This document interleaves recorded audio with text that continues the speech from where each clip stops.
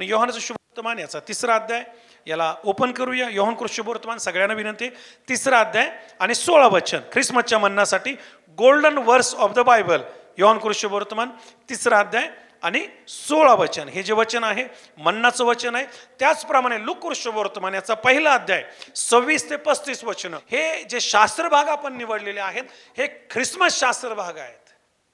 आणि हे जे ख्रिसमस शास्त्र भाग आहेत, इथून आपण ख्रिसमस म्हणजे काय, ख्रिसमसचं रहस्य काय, ख्रिसमसचा इतिहास काय, ख्रिसमस जो आहे हा चर्चसाठी महत्वाचा आहे का, ख्रिसमस जो आहे हा आपण पाळला पाहिजे का, याच्याबद्दल बायबल काय सांगतं, याच्याबद्दल अपोस्टोलिक कॉन्स्टिट्यूशन काय सांगतं, याच्याबद्दल पहिल्या मंडळीत काय होतं, दुसऱ्या शतकातल्या मंडळीत काय होतं, तिसऱ्या शतकातल्या मंडळीत काय निर्णय घेण्यात आले आणि चौथ्या शतकातल्या मंडळीने काय केलं, या सगळ्या ज्या गोष्टी हाताळत असताना अनेक प्रकारचे प्रश्न आहेत, अनेक प्रकारचे विवाद आहेत, अनेक प्रकारचे वेगवेगळे खोटे शिक्षण ख्रिसमस आणि या सर्व सणाला धरून आहेत, हे सगळे आपण हाताळत असताना योहान शुभवर्तमान 3रा अध्याय आणि 16 वचन हे ख्रिसमसचं बेस आहे.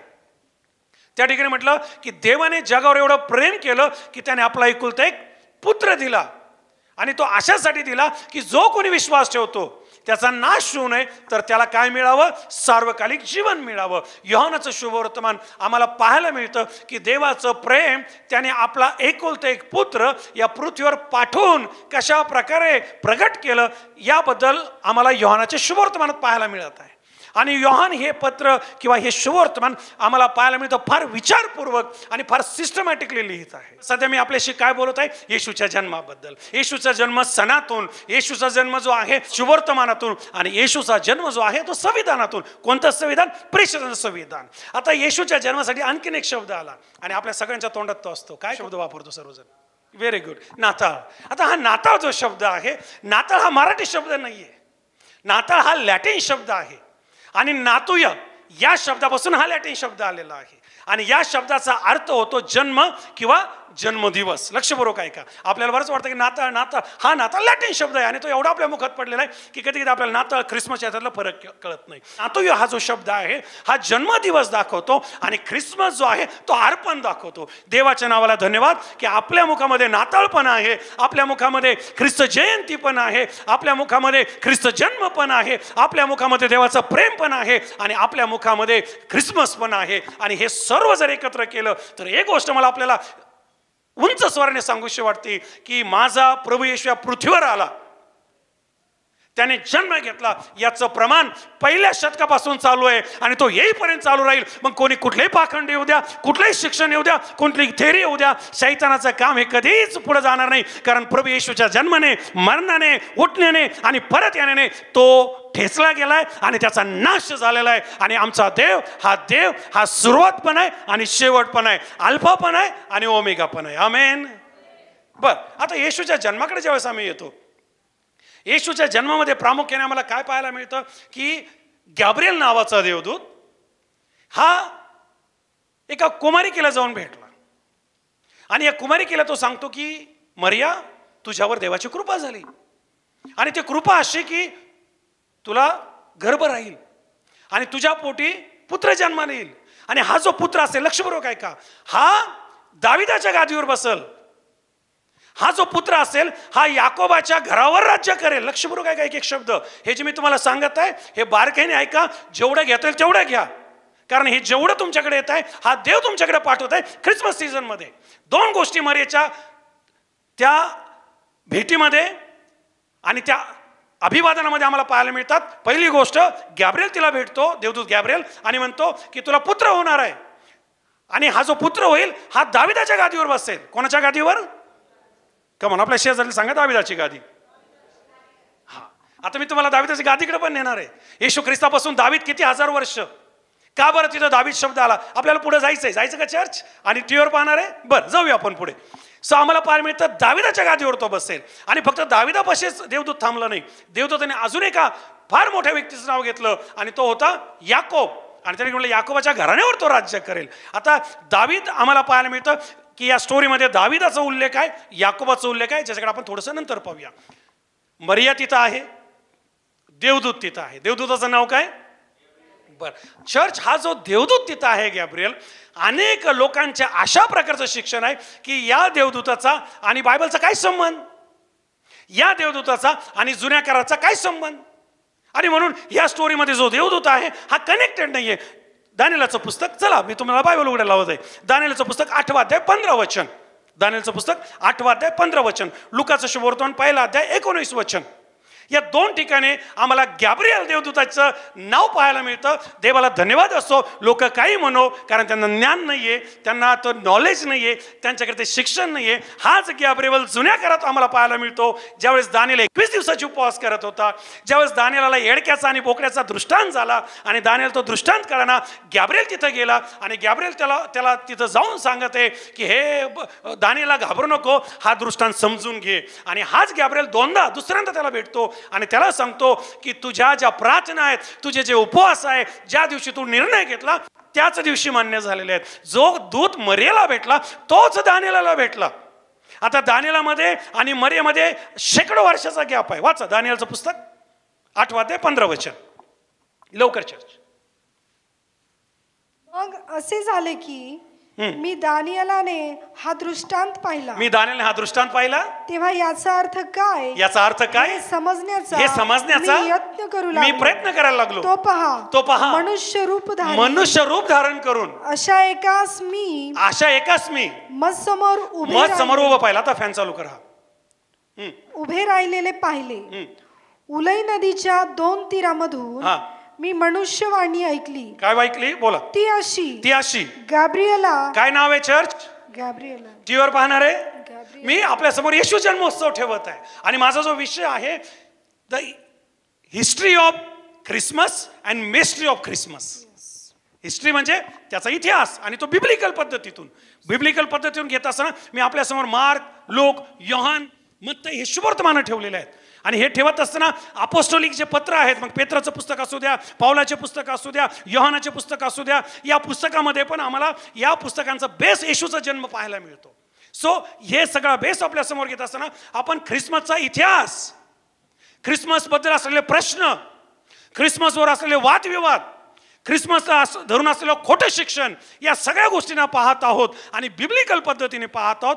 आणि या स्टोरीमध्ये सगळ्यात वर जर काय येतं तर ती येते कुमारी मरिया किंवा माता मरिया. आणि जेव्हा माता मरिया इथं येते तर आम्हाला ती गोष्ट चांगली समजून घेण्यासाठी मी तो देवदूत पण तुमच्या समोर ठेवत आहे. आणि जो अनेक लोकांचा संबंध आहे की या देवदूताचा आणि जुन्या कराराचा काही संबंध नाही, असे काही लोक आहेत की ते नवीन करार मानतच नाहीत. विशेष करून यहुदी ते नवीन कराराला धरत नाहीत. त्यांचं म्हणे हा नवीन करार आणि येशूचा जन्म या काही ते मानत नाहीत. आणि म्हणून अशा लोकांना मला सांगू द्या. आणि या गोष्टी धरून अनेक असे पण लोक आहेत की ते म्हणतात हा कोण देवदूत होता, तर हा तोच देवदूत आहे जो जुन्या करारामध्ये 2 वेळा याचा उल्लेख आहे, विशेष दानिएलच्या पुस्तकामध्ये. आणि तो दानिएलला जाऊन भेटतो. आता दानिएलचं जे पुस्तक आहे हे प्रगटीकरणाच्या पुस्तकाचा पहिला भाग असं म्हणून काही लोक म्हणतात. फार महत्त्वाचं पुस्तक आहे आणि त्यामध्ये हा देवदूत जाऊन दानिएलच्या उपवास प्रार्थना मान्य करतोय, दानिएलला शक्ती देतोय आणि दानिएलला हिंमत देतोय. बरं, या स्टोरीत आपण अजून थोडं जर पुढे गेलो तर आम्हाला पाहायला मिळतं या स्टोरीमध्ये 3 मागी लोक, हे 3 मागी लोक जे आहेत हे त्यांच्या अर्पणाहून लोक म्हणतात. लक्षपूर्वक ऐका, 3 हा शब्द तिथं आलेला नाही. आणि हे जे मागी लोक होते हे फार हुशार होते आणि हे आम्हाला पाहायला मिळतं पूर्व दिशेने आले होते. आता हे जे येशू ख्रिस्तापर्यंत आले, एक तारा यांना चालवत होता, एक तारा यांना गायडन्स करत होता. आणि हे जे मागी लोक आहे असं नका समजू तुमच्या माझ्यासारखे होते, आले गेले. याबद्दल पण एक संदेश आहे आणि हा संदेश जो आहे या मागे लोकांबद्दल, हा संदेश भारत देशाला धरून आहे. याच्याबद्दलही माझ्याकडे नोट्स आहेत, याच्याबद्दलही लिंक्स आहेत, ज्या तुम्हाला पाहिजे असेल तर मी देईल. आता मी तिकडे जात नाहीये, पण तुम्हाला मेन गोष्टीला टच करू द्या. हे लोक जे तिथं आले आम्हाला पाहायला मिळतं की यांना हे माहीत होतं की बेथलेहमामध्ये राजांचा राजा, यहुद्यांचा राजा बाळ येशू जन्मलेला आहे आणि त्याच्या दर्शनासाठी ते खूप लांबून आले होते. मॅक्झिमम थेओलॉजियन बायबल याच्याबद्दल स्पष्टीकरण देत नाही, कारण जर सगळं स्पष्टीकरण दिलं असतं तर जगातले पुस्तकं पुरले नसते. जे तुम्ही लाईट वेट घेऊन फिरताना तर तुम्हाला फिरता पण आलं नसतं. एवढं मोठं पुस्तक, जगातलं सगळ्यात मोठं पुस्तक. म्हणून ब्रीफ गोष्टी किंवा ज्या महत्त्वाच्या गोष्टी पवित्र आत्म्याने ज्या पहिल्या शतकामध्ये मंडळीच्या गरजेनुसार दिल्या त्या बायबलमध्ये फिट झाल्या. पण याच्या व्यतिरिक्त असे काही पुस्तक आहेत, असे काही सोर्सेस आहेत, असे काही गुंडाळ्या आहेत, अशा काही बाबी आहेत की जिथून आपण काही बेसिक गोष्टी घेऊ शकतो. आणि त्यामध्ये यहुदी लोकांचं तम्मूत नावाचा ग्रंथ आहे, त्यामध्ये आम्हाला पाहायला मिळतं हन्नोकाचं पुस्तक आहे, आणि त्यामध्ये असे अनेक पावलाचे अनेक पत्र आहेत जे यात ॲड नाही, ते नंतर सापडलेत. अनेक स्तोत्र आहेत जे याच्यात ॲड नाही पण ते उपलब्ध आहेत. आणि म्हणून चर्च महत्त्वाची गोष्ट, हे मागे लोक पूर्वेकडून आले, हे तारा पाहून आले, येशूच्या दर्शनाला आले, हेरोदाला भेटले. बायबल सांगतं मग त्याच्या शुभवर्तमध्ये हेरोदाने एवढा मोठा राजा त्यांच्याकडून डिटेल घेतल्या आणि हे मागे येशूला जाऊन भेटले आणि येशूला यांनी अर्पण केलं. येशू बाळाला जे अर्पण केलं ते 3 अर्पणं होते. एक होता गंधरस, दुसरं होतं ऊद आणि तिसरं होतं सोनं. हे 3 अर्पणं जे आहेत, हे 3 अर्पणं हे दर्शवतात की येशू ख्रिस्त राजा आहे, येशू ख्रिस्त याजक आहे आणि येशू ख्रिस्त मालक आहे. आणि या ज्या गोष्टी आहेत या मागी लोकांच्या अर्पण होऊ नये. फक्त मागी लोकच भेटायला नाही आले. शास्त्र आम्हाला सांगतं, लुकाचं शुभवर्तमान 2रा अध्याय जर तुम्ही वाचला तर मेंढपाळ भेटायला आलेत. शास्त्र आम्हाला सांगतं देवदूत भेटायला आलेत. आणि असे अजून योसेपाचे मरेच्या ओळखी पाळखीचे अनेक जण भेटायला आलेत. हे सगळे तिथं जाऊन भेटत होते. याच्यावर मी पुढच्या भागात तुमच्याशी बोलणार आहे. परंतु या स्टोरीमध्ये आम्हाला देवदूत पाहायला मिळतो, मागी लोक पाहायला मिळतात. आणि महत्त्वाची गोष्ट, आम्हाला याच्यामध्ये योसेफ नावाचा एक व्यक्ती पाहायला मिळतो जो येशू ख्रिस्ताचा आम्हाला पाहायला मिळतं बायोलॉजिकली बाप नव्हता. त्याचा आणि मरियाबाईचा आम्हाला पाहायला मिळतं वाग्दत्त झालं होतं किंवा एंगेजमेंट होती, परंतु पती पत्नी नव्हते. आणि त्या काळी हे नव्हतं की फक्त पाहून गेला का झाले मोबाईलवर सुरू. त्या काळी असं नव्हतं. त्या काळी अनेक जण माझ्यासमोर ऐकत असेल, वडीलधारी लोक असं त्यांना विचारा, पूर्वीच्या काळी तर आम्हाला असं ऐकायला मिळतं अनेक स्त्रियांकडून, त्या म्हणतात आम्ही नवराही पाहिला नव्हता आणि नवरे म्हणतात आम्ही बायकोही पाहिलं नव्हतं, आई बापान ठरवलं फिनिश. या पद्धती. आणि त्या काळी किती असेल 2000 वर्षापूर्वी. आणि म्हणून हे पवित्रतेकडे घेऊन जाणारं मी तुम्हाला बोलत आहे. तुमच्या काळातलं जग नका धरू मरियाबाईचं आणि योसेफाचं. तो हे जग भयानक जग होतं. आणि त्या काळामध्ये आम्हाला पाहायला मिळतं की योसेफ त्या ठिकाणी आहे आणि योसेफाचा रोल हा होता की मरियाबाईला एकदाच दृष्टांत झाला, योसेफाला जवळजवळ 3 वेळा स्वप्न पडलं. हे दोघे अति धार्मिक होते, अति पवित्र होते आणि अति देवाचं भय धरणार होते. तुमच्या माझ्या सारख्यानं तळ्यात मळ्यात धरलं पाप धरलं सोड, धरलं पाप धरलं सोडलं, केलं व्यसन सोडलं, या पद्धती धार्मिक नव्हते. आणि अशा लोकांचा देव उपयोग पण करत नाही. देव कोणत्या लोकांचा उपयोग करतो? जे डिवोटेड आहेत, जे देवाला ज्यांच्यावर भरोसा आहे की मी याच्यावर भरोसा टाकू शकतो, मी याच्यावर भरोसा टाकू शकतो, असे लोक या स्टोरीमध्ये मरियाबाई आहे, योसेफ आहे. इथं स्टोरी थांबली नाही. याच्या पुढे जर आपण गेलो तर या स्टोरीमध्ये गव्हाण आहे. आणि ख्रिसमसमध्ये गव्हाणीचा फार मोठा रोल आहे. आपल्या सगळ्यांना गव्हाण आवडते. काल कोणीतरी म्हणत होतं की आपण मागं गव्हाण बनवली पाहिजे, मागं गव्हाण लावली पाहिजे. आम्ही केरळला असताना काही ठिकाणी आम्ही गव्हाणी पाहिल्या आणि छान छान गव्हाणी लोकांनी त्या ठिकाणी सजवलेल्या होत्या. आणि म्हणून येशूचा जन्म गव्हाणी झाला. आणि हा जन्म कोणत्या गव्हाणी झाला मी तुमच्याशी पुढे बोलणार आहे.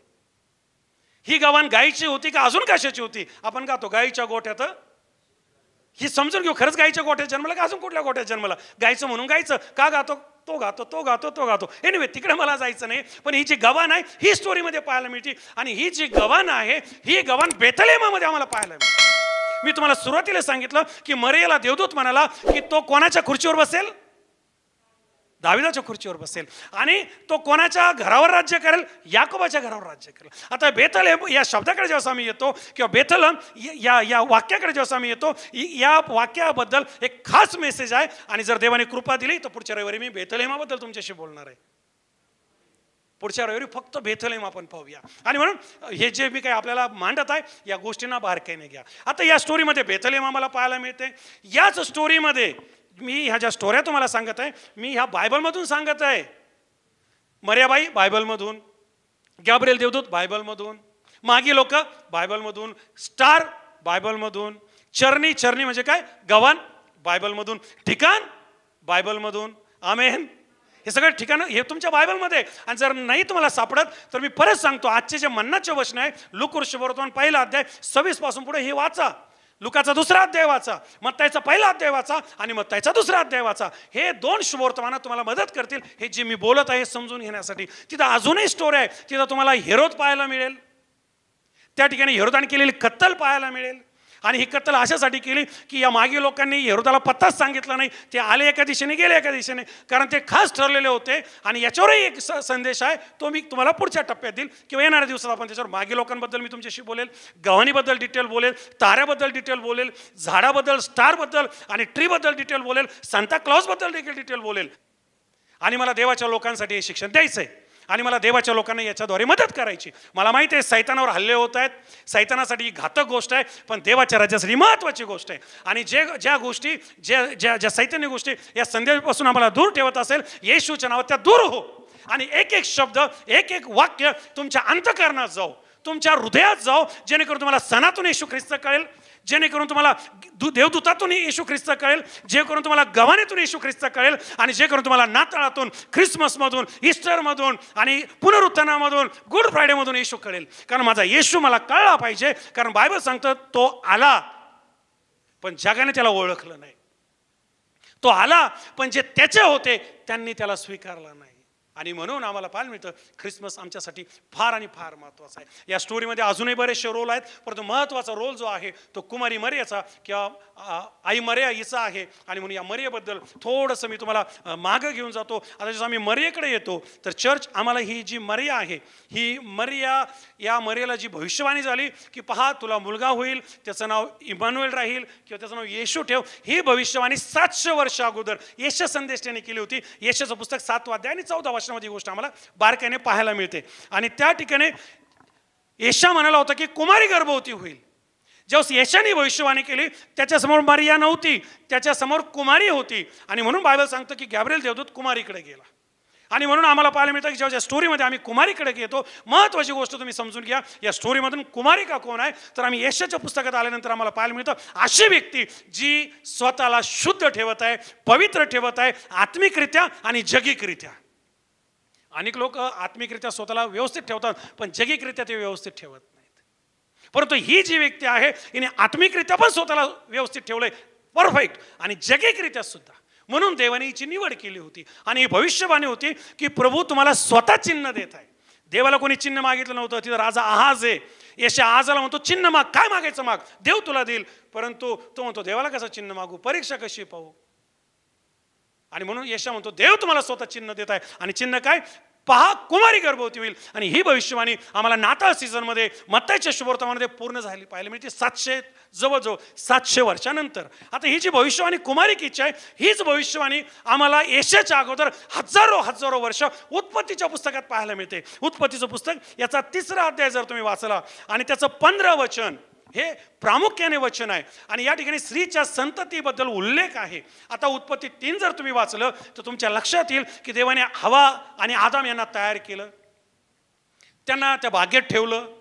त्यांना कुठले कष्ट नाही आहेत, त्यांना कुठल्या कामाला जायचं नाही आहे, किचनचं काम नाही आहे, कुठलं राबायचं नाही आहे, कुठं नोकरीला जायचं नाही, ना डे शिफ्ट ना नाईट शिफ्ट, फक्त त्यांना तिथं राहायचं आहे. आणि ती जी बाग आहे तिची मशागत म्हणजे त्यांचं राज्य, काळजी घ्या, खा आणि तुम्ही चालत राहा.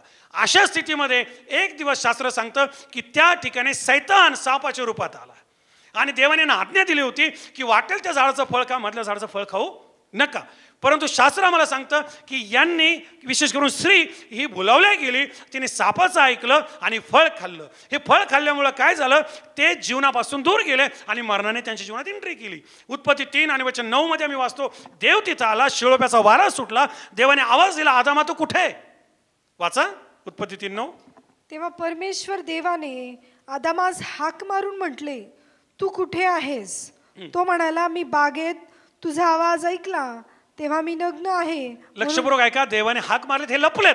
का लपले, कारण they committed a sin, they disobeyed in the commandment of God. जी महान आज्ञा, लक्षपूर्वक ऐका, हा शब्द ध्यानात ठेवा, महान आज्ञा. म्हणा महान आज्ञा.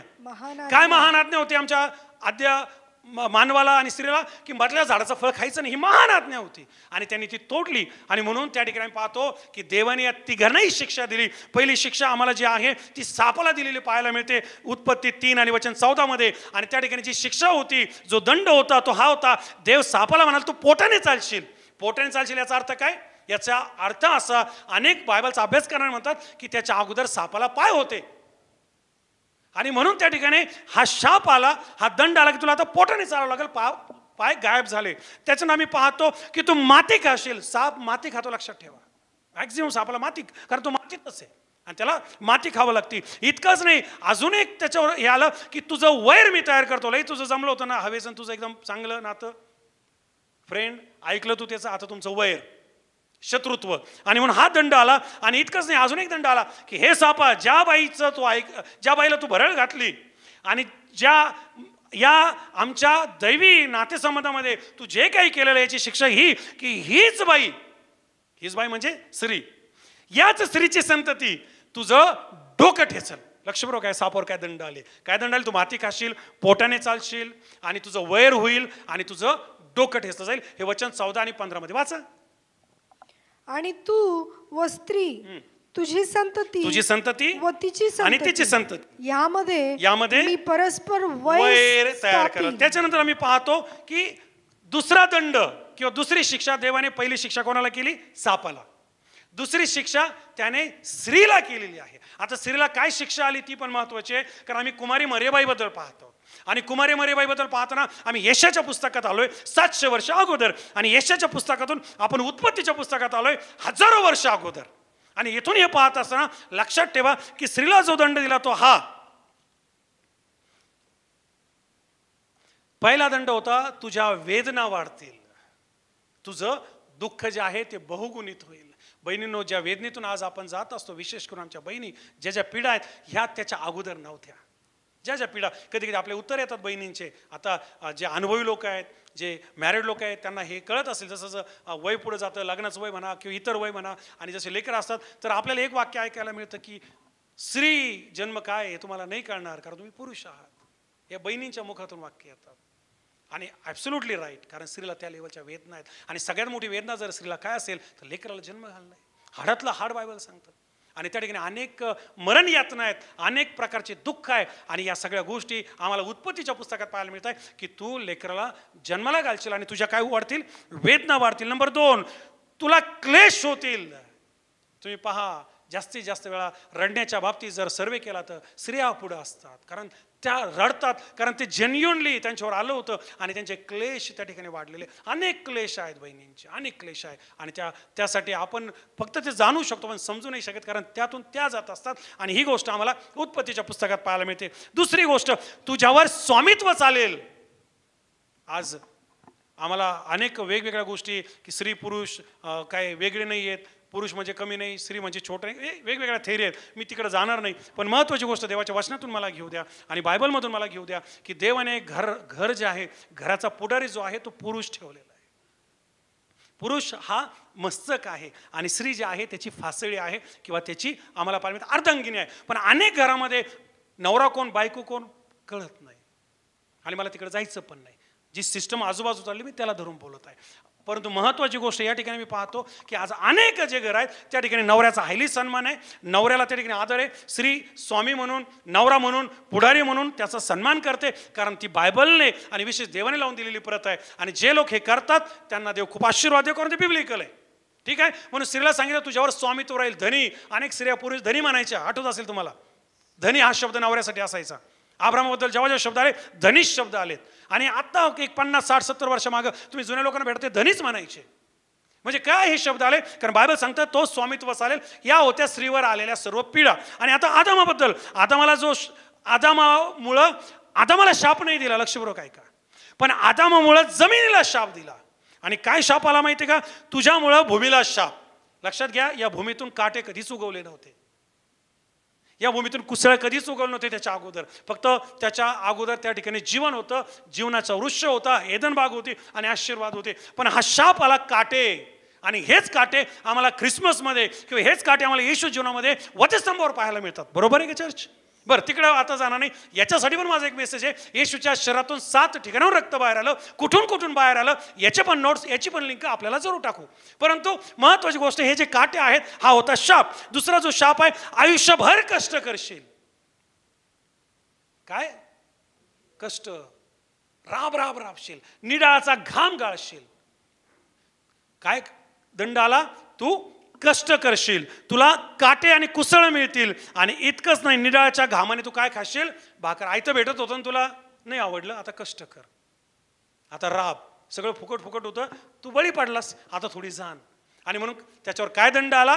त्याच्यावर आम्हाला पाहायला मिळतं काटे कुसळ आले, टोचायला लागले. आदामाला तो देवाच्या रूपाचा होता, स्वरूप देवाचं होतं, देवाचा प्रिय होता, देवाने बनवला होता, पण त्याने ते गमावलं आणि म्हणून त्याला शिक्षा आली. महत्वाची शिक्षा जी त्याच्यावर आली ती ही होती, ऐका, तू माती आहेस आणि तू मातीला मिळशील.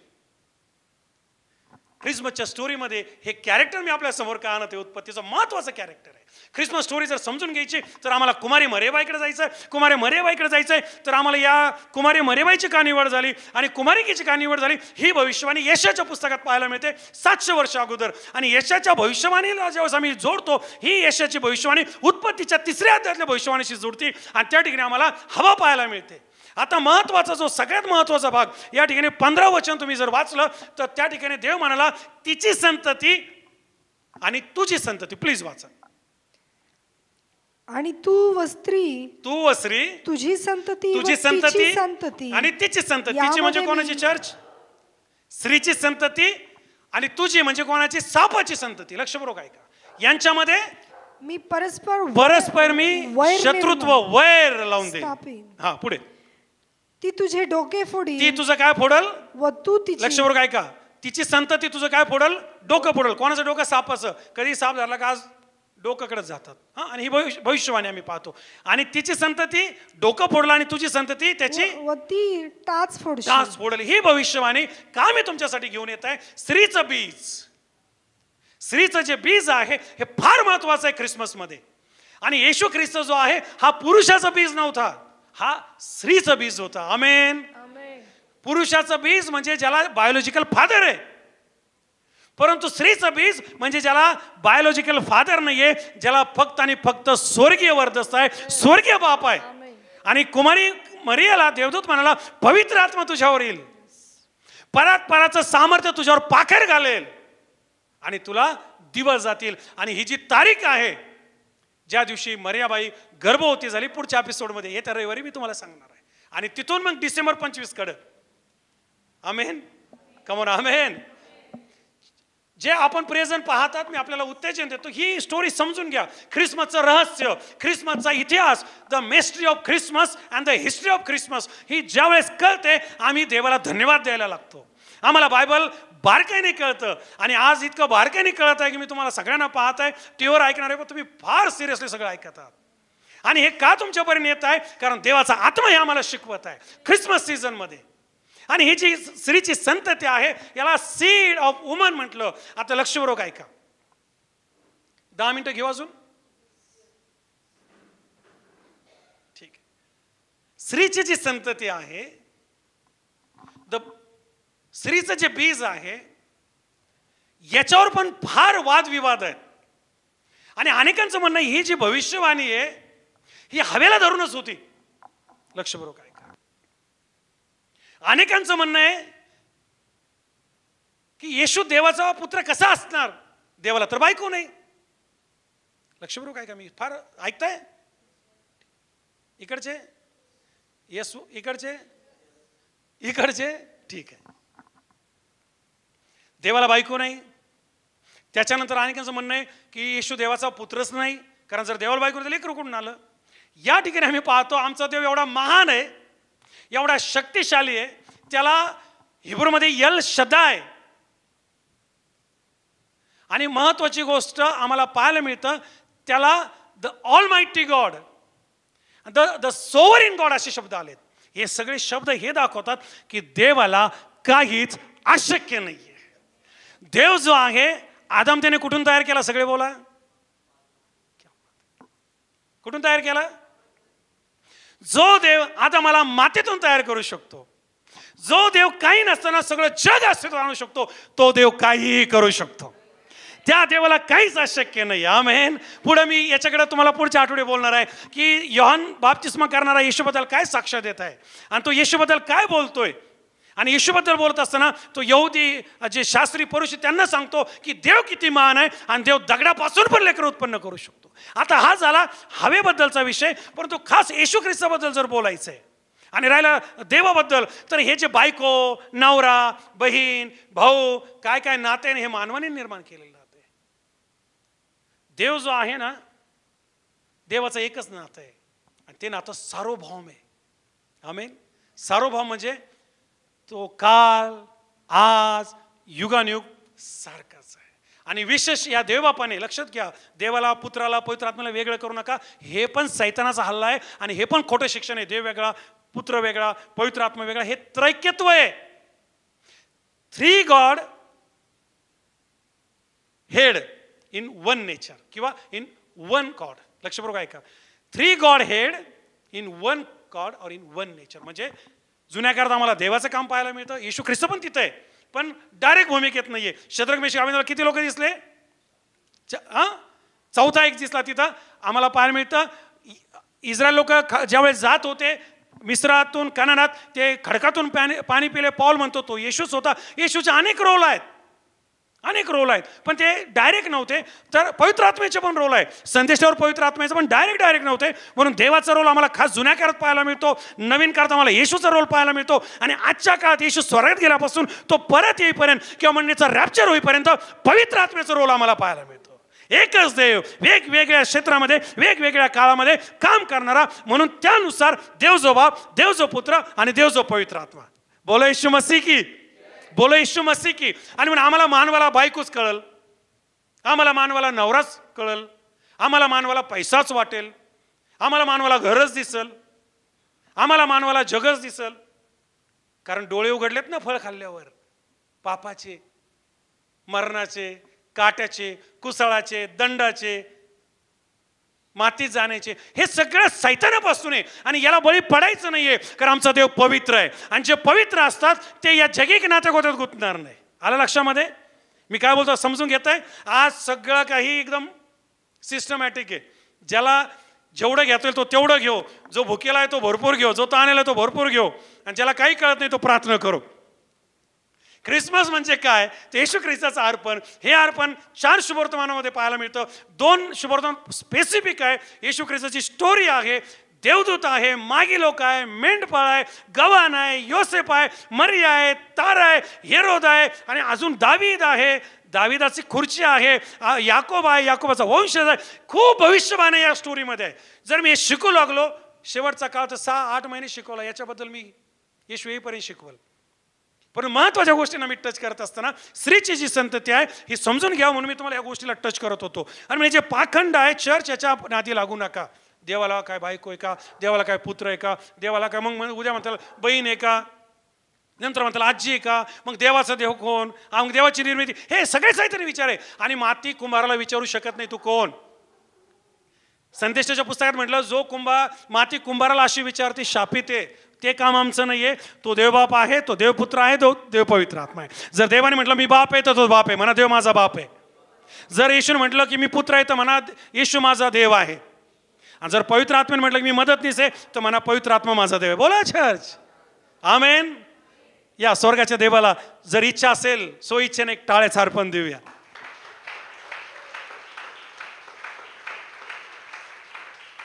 बर, या आजच्या एपिसोडचा कन्क्लुजन करत असताना किंवा शेवट करत असताना महत्त्वाची गोष्ट, स्त्रीची जी संतती आहे ना, प्रत्येक स्त्रीमध्ये देवाने लेकराला जन्म घालण्याची ताकद ठेवलेली आहे. किंवा अजून सिंपल भाषेत जर बोलायचं तर स्त्रीमध्ये बच्चेदानी म्हणतो आपण त्याला. हे बच्चेदानीचं काम काय? लेकरांना जन्माला घालणं. आणि स्त्रीमध्ये हे सीड आहे लेकराला जन्म घालण्याचं. लक्षपूर्वक ऐका सर्वजण. कुमारिका मरियेबद्दल मी बोलत असताना अनेक जणांचा जे आरोप आहेत किंवा अनेक जणांचे जे शिक्षण आहेत ते असे आहेत की स्त्रीमध्ये तर लेकराला जन्म घालण्याची ताकद आहे. आणि बरोबर आहे, स्त्री लेकराला जन्माला घालू शकते. पण अशी जगात एकही स्त्री नाहीये जी पुरुषाशिवाय लेकराला जन्माला घालू शकते. इतिहासात नाही, ना काल ना आज ना युगानुयुग. एकच स्त्री देवाने निवडली, एकच स्त्री देवाने बोलवली, आणि एका स्त्रीने पुरुषाशिवाय लेकराला जन्म घातलं. आणि ते लेकरं होतं येशू बाळ, ते लेकरं होतं इम्मानुएल देव, ते लेकरं होतं राजांचा राजा, प्रभूंचा प्रभू. आणि हे फक्त बायबलच्या देवाला शक्य आहे, हे फक्त स्वर्गाच्या देवाला शक्य आहे, हे फक्त आमच्या महान देवाला शक्य आहे. आमच्या देवाने हजारो वर्ष अगोदर उत्पत्तीच्या 3ऱ्या अध्यायात सांगितलं स्त्रीची संतती. परत रिपीट करतो मी. सायन्स सांगतं की स्त्री लेकराला जन्म घालू शकते आणि अगदी बरोबर आहे. आम्ही सायन्सचा रिस्पेक्ट करतो, पण अशी एकही स्त्री नाही की जी पुरुषाच्या बीजाशिवाय लेकराला जन्माला घालेल. काय वचन आलं? असं म्हटलं का आदामा तुझी संतती, पुरुषाची संतती शब्द आला का? अरे खालीच आदम होता ना. जर देवाला त्या ठिकाणी अशा प्रकारे मांडायचं होतं तर मग देव म्हटलं असतं आदम तुझी संतती, स्त्रीची संतती का? कारण हजारो वर्ष अगोदर देवबाप हा ख्रिसमस तयार करत होता, देवबाप हा नाताळ तयार करत होता, देवबाप हा जय उत्सव तयार करत होता, देवबाप हा जन्मदिवस तयार करत होता हजारो वर्ष अगोदर. यशाद्वारे तो बोलला, अनेक संदेशाद्वारे तो बोलला, आणि ती भविष्यवाणी मत्तयाच्या काळामध्ये आज मी बोलत असताना 2000 जवळजवळ 20-23 वर्ष अगोदर पूर्ण झाली. कुमारी मरीला दिवस गेले, पवित्र आत्मा तिच्यावर आला, आणि ती तारीख होती 25 मार्च. किती तारीख होती? हा, लक्ष बरोबर ठेवा.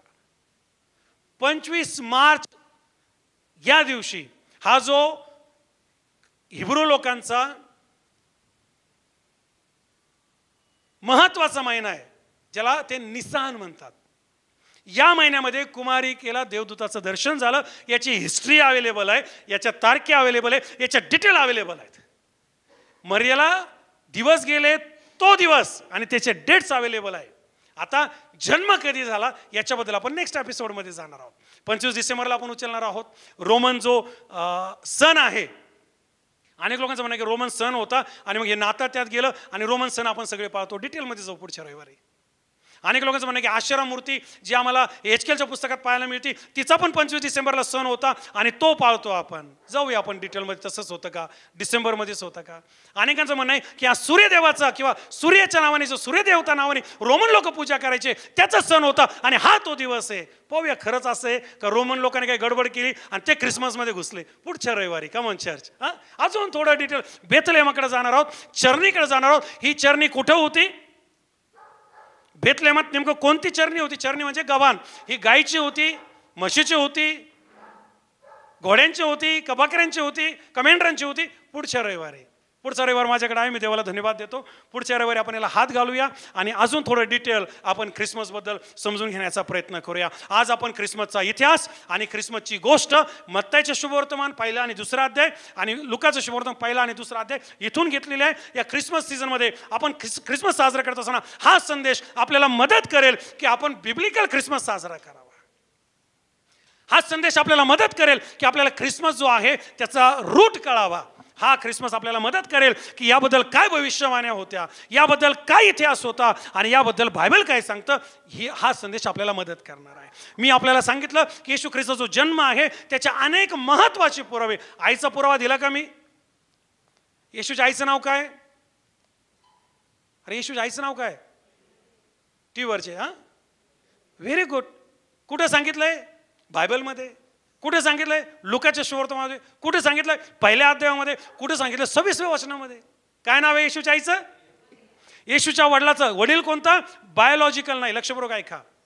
येशू जो आहे त्याचा जन्म पवित्र आत्म्याने झाला, पण ज्याशी मरिया वाग्दत्त होती आणि ज्याने वडिलाचा रोल प्ले केला त्याचं नाव काय? योसेफ. कुठे आहे? अरे कुठे आहे? कुमारी गर्भवती होईल ही भविष्यवाणी कुठे आहे? अरे ही मत्तयाच्या सुवर्तमानात आहे. मत्तय सांगतो म्हणून मी तुम्हाला सांगितलं संदेश नीट समजून घ्या, बायबल आणा, नोट्स घ्या, हे लिहून घ्या, जेणेकरून तुम्हाला मदत होईल. आपण सगळं सुवर्तमानातून पाहत आहोत आणि हीच भविष्यवाणी यशाच्या संदेशात होती जी मत्तय पूर्ण झालेला सांगतो संदेशाची भविष्यवाणी. आता संदेशाची भविष्यवाणी उत्पत्तीच्या 3ऱ्या अध्यायात आम्ही पाहतो की स्त्रीची संतती, आणि स्त्रीची जी संतती आहे ती तोपर्यंत स्त्रीची संतती आहे जोपर्यंत आम्हाला पाहायला मिळतं की देव काहीतरी करत नाही, देवाकडून काहीतरी होत नाही. अशी कोणतीच जगात स्त्री नाही की जी स्वतः लेकराला जन्म घालेल पुरुषाशिवाय. सापडली कोणी? कधी पाहिली का तुम्ही कोणी अशी स्त्री की जिला नवरा नाही आणि दिवस गेले? आणि जर सापडली तुम्हाला माहिती काय गडबड होऊन जाते सगळी. कारण जग आहे, जगाचे विचार भयानक आहेत. आणि म्हणून त्या ठिकाणी त्या देवदूताची एंट्री आहे जो जुन्या काळात नवीन काळात आहे. मागे लोकांची एंट्री आहे. योसेफ त्या ठिकाणी आहे, गव्हाण त्या ठिकाणी आहे आणि पवित्र आत्मा त्या ठिकाणी. आणि मरियाला अलिशबाची भेट घ्यायला लावली कारण योहान त्या ठिकाणी होता आणि त्या ठिकाणी पण योहानाचा जन्म जो आहे तो अद्भुतरित्या झालेला होता. या सगळ्या गोष्टी तुमच्यासमोर अशासाठी ठेवत आहे की ख्रिसमस साजरा करत असताना तुमच्या आणि माझ्या कानावर हे कुठून येऊ नये की ख्रिसमस जो आहे किंवा नाताळ जो आहे हा काय बायबलमध्ये नाही. अरे येशूची आई बायबलमध्ये, येशूचा जन्म बायबलमध्ये, येशूच्या जन्माचं ठिकाण बायबलमध्ये, येशूची भविष्यवाणी बायबलमध्ये, येशूबद्दलचे देवदूत ज्यांनी भविष्यवाणी केली ते बायबलमध्ये, मेंढपाळ बायबलमध्ये, तारा बायबलमध्ये, हेरोद बायबलमध्ये, याकोब बायबलमध्ये, दावीद बायबलमध्ये, हवा बायबलमध्ये. आणि पुढच्या आठवडे मी दावीदाकडे घेऊन जाणार आहे, पुढच्या आठवडे मी तुम्हाला ओबेदाकडे घेऊन जाणार आहे, ईशाकडे घेऊन जाणार आहे. हे सगळे बायबलमध्ये आणि हे सगळे येशूच्या जन्मामध्ये. हालेलुया. आणि हे सगळं जर असताना आम्हाला इकडे तिकडे पाहायचं नाही, आम्हाला देवाच्या प्रेमाकडे पाहायचं आहे. आज जे प्रूफ मी तुम्हाला दिले मॅक्झिमम बायबलमधून दिलेले आहेत. पुढच्या आठवडी पण मी जास्तीत जास्त बायबलमधून देणार आहे. पण बायबलच्या व्यतिरिक्त मी आपल्याला अजून काही सोर्सेस आहे जे बायबलला 25 तारखेला येशूच्या जन्माला, मरियाच्या डिलेव्हरीला, त्या तारखेला, आणि त्यामध्ये निसर्ग आहे, त्यामध्ये सीझन्स आहे, हे सगळं पुढच्या आठवडे अजून डीप असणार आहे. जे आज आलेत, ज्यांनी मला ऐकलं त्यांच्याबद्दल देवाला धन्यवाद. जर तुम्ही आशीर्वादी झाले असाल तर देवाला धन्यवाद द्या. हा मेसेज इतरांपर्यंत घेऊन जा, हा मेसेज इतरांना सांगा. आणि नाताळ साजरं करत असताना लक्षात ठेवा, कुठल्याही भूलतापाला बळी पडू नका, कुठल्याही शिक्षणाला बळी पडू नका. हा, ही गोष्ट जर आपण म्हणाल 25 डिसेंबर नाताळ आहे का, त्याच्याबद्दल वेगळा संदेश आहे. पण मी आज 25 डिसेंबरबद्दलच बोलत नाही आहे, मी आज येशूच्या जन्माबद्दल बोलत आहे. मी मागच्या रविवारी येशूच्या जन्माबद्दल बोललो, मी पुढच्या रविवारी पण येशू जन्माबद्दल बोलणार आहे. आणि मला जेव्हा जेव्हा संधी मिळेल, मग तो मार्च असो, एप्रिल असो, कोणताही महिना, मी येशूच्या जन्मावर बोलणार. मी मागचे 6 महिने आपल्याशी जे शेवटच्या काळाबद्दल बोललो, मी आपल्याला स्वार्थ सांगितली. आणि त्यामध्ये स्वार्थात पहिला मुद्दा होता की देवाने येशूला पाठवलं आणि तो मरियाच्या पोटी जन्माला आला. बायबल येशूच्या जन्माशिवाय अधुरं आहे. बायबल येशूच्या जन्माशिवाय किंवा येशूच्या जन्माच्या स्टोरीशिवाय बायबलच नाही आहे, कारण सुरुवातच तिथून आहे. आणि पुढच्या रविवारी पहिल्या शतकात लोकांनी कसा प्रयत्न केला की येशूचा जन्मच दाखवायचा नाही. जर येशूचा जन्म त्या शतकात दाखवला गेला नसता तर आज एक स्टोरी बनली असती, येशूचा आला नाहीये. लक्षपूर्वक आहे का मी काय बोलतोय? एक स्टोरी बनली असते की येशू ख्रिस्त जो आहे हे नावच आहे, याची काही तारीख तिथे नाहीये. आणि म्हणून जेव्हा येशूला कबरेत ठेवलं त्यावेळेस येशू ज्यावेळेस उठला, या यहुदी लोकांनी, रोमन लोकांनी काही लोकांना पैसे देऊन सांगितलं, बायबलमध्ये लिहिलंय की जाऊन सांगा त्याला चोरून नेलं शिष्यांनी म्हणून. बरोबर आहे का? वाचलं का तुम्ही? जर असं बायबलमध्ये कल्पना करायची बायबलमध्ये नाही, ते कसं खतरनाक असेल. आणि शिष्यांनी लगेच येशूच्या जन्माबद्दल का नाही लिहिलं? कारण तो काळ लिहित बसायचा आणि AC मध्ये बसायचा नव्हता, आणि तुमच्यासारखा माझ्यासारखा खुर्च्यान फॅन खालचा नव्हता. तो काळ छळाचा होता. पेत्र धरला का मारला, पॉल धरला का मारला, धरली का मारला, येशूचं नाव मारा. बरोबर बोलतोय का मी? आणि त्या काळामध्ये जीव वाचवायचा होता, त्या काळामध्ये येशू गाजवायचा होता, त्या काळामध्ये येशू वाढवायचा होता, येशू पोचवायचा होता. म्हणून 70व्या शतकात पहिलं जे गॉस्पल आलं 35व्या शतकात नाही आलं, किंवा 35व्या दिवसात नाही आलं, ते इसवीसनमध्ये नाही आलं. का 70व्या आलं? कारण हे इस्टॅब्लिश होत होते चर्च. आणि पहिल्या चर्चने पहिल्या शतकात का हे डिसिजन प्रॉपर आले नाही? कारण त्या काळामध्ये धर्म, रोमन गव्हर्नमेंट यांच्यामधलं मोठं युद्ध होतं. आलं तुमच्या लक्षामध्ये? आज इथं मी तुम्हाला बोलतोय, त्या काळात असं नव्हतं. जर मी असं बोलतोय, मला कुठून धरून घेऊन गेले असते आणि मला मारून टाकलं असतं. तुम्ही असे ऐकू शकले नसते. त्या काळामध्ये रोमन गव्हर्नमेंट एवढं भयानक होतं, जिथं ख्रिस्ती दिसला त्याला मारा, त्याला जाळा, त्याला कापा, त्याला तुडवा, त्याला उडवा, ही पद्धत रोमन. कारण त्यांना येशू ख्रिस्त जो आहे तोच मान्य नव्हता, यहुद्यांना मान्य नव्हता. पण येशू ख्रिस्त तुम्हाला मला मान्य असून नसून काय फरक पडतो? ज्याला देवाने या जगात पाठवलं, जो स्वतः देव आहे, जो स्वतः शब्द आहे, त्याच्या पुढं कोणाचंच काही चालू शकत नाही. येणारा नाताळ, नवीन वर्ष तुम्हाला खूप सुखाचं जाऊ. आणि विशेष ज्या येशूने 2000 वर्षापूर्वी जगामध्ये जन्म घेतला आणि देवदूताने नाताळ साजरा केला, मरियाने नाताळ साजरा केला, मेंढपाळाने नाताळ साजरा केला, जगाने, देवदूताने, स्वर्गाने नाताळ साजरा केला, तोच नाताळ 2000 वर्षानंतर आज तुम्ही आणि मी साजरा करत आहोत. आणि हा नाताळ साजरा करत असताना प्रभू तुमची निवड करो, प्रभू तुमची भेट घेऊ, प्रभू तुम्हाला आशीर्वाद देव, प्रभू तुम्हाला बरकत देव, परमेश्वर तुमचे डोळे उघडो आणि बायबलचं रहस्य, the history of Christmas and the mystery of Christmas देव तुम्हाला प्रगट करो. आमेन म्हणाल चर्च? जर तुम्ही स्वीकारला असाल तर मोठा आमेन. यावेळेस आपण प्रार्थना करू. प्रेमळ देव बापा, प्रभू येशूच्या नावात तू आज आमच्याशी बोललास, आम्ही तुला धन्यवाद देतो. जर तुमचं मुख उघडत नसेल आणि 2 मिनिटं तुम्हाला देवाला धन्यवाद देऊशी वाटत नसेल तर आलेला संदेश हा तुमच्यापासून सैतान चोरून घेऊन जाईल. जर तुम्हाला देवाला गौरव देऊशी वाटत नसेल या सगळ्या गोष्टी ऐकल्यानंतर, तर आलेला संदेश हा तुमच्यासाठी उपयोगाचा ठरणार नाही. बायबल सांगतं देवाने जगावर एवढं प्रेम केलं की त्याने आपला पुत्र दिला, अशासाठी की त्यावर जो कोणी विश्वास ठेवतो त्याचा नाश होऊ नये, तर त्याला सार्वकालिक जीवन मिळावं. ख्रिसमस हा सार्वकालिक जीवनाचा उत्साह आहे. ख्रिसमस हा तारणाचा उत्साह आहे. ख्रिसमस हा देवाच्या प्रेमाचा उत्साह आहे. या उठून पायावर उभं राहूया, मुख उघडूया. जे मला टीव्हीवर ऐकत आहे, जे मला मोबाईलवर ऐकत आहे, मी आपल्यासाठी पण प्रार्थना करत आहे. येशू ख्रिस्त हा या पृथ्वीवर 2000 वर्षापूर्वी आला आणि ही गोष्ट आम्हाला जे पहिल्या शतकात 70व्या साली लिहिलेलं बायबल आहे त्यामध्ये पाहायला मिळते, नवीन करारात पाहायला मिळते. आणि त्या ठिकाणी आम्ही येशूच्या जन्माची स्टोरी मत्तय, लूका शुभवर्तमान यामध्ये बारकाईने आणि पौलाच्या पत्रामध्ये पण आम्ही बारकाईने पाहतो. प्रियजन हो, या कुठल्या भूलथापांना बळी पडू नका, कुठल्या खोट्या शिक्षणाकडे लक्ष देऊ नका. जर कोणी म्हणत असेल की नाताळ नाही तर तो म्हणतो ख्रिस्त नाही. जर कोणी म्हणत असेल ख्रिसमस नाही तर तो म्हणतो येशूचं अर्पण नाही. जर कोणी म्हणत असेल ख्रिसमस पाळू नका तर तो म्हणतो देवाच्या प्रेमाची आठवण करू नका. या आज जो संदेश आपल्याकडे आलाय, या संदेशाला मनात उतरून घ्या.